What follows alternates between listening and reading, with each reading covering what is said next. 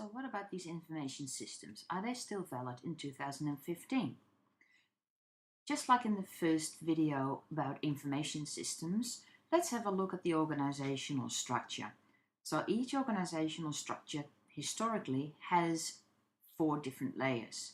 So you have your executive layer on the top, and then you have your senior management, middle management, and then your operational levels. And we're speeding it up because you've seen all this in the previous video. So information systems need to address all the levels in the organization.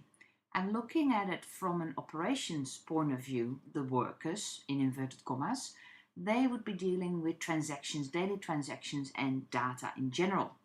And then middle management needs the information, senior management needs knowledge for decision support systems, and then at an executive management level, you would hope that there would be wisdom in that part of the organization.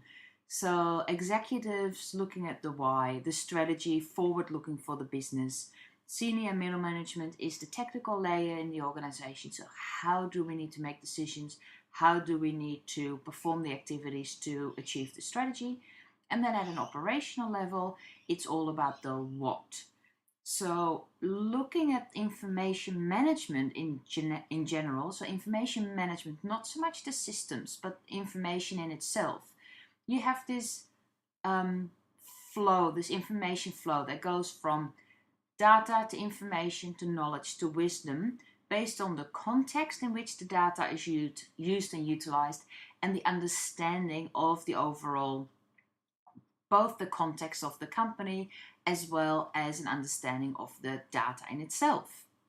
But what about the modern organization? How does all this fit in a more agile company, in a more, say for argument's sake, a startup company, or a company with a lot of virtual components that needs to make decisions on the fly really quickly, have a solid understanding of what's going on? There may or may not be a hierarchical structure in a company like that, but it still means that all the tasks need to be performed.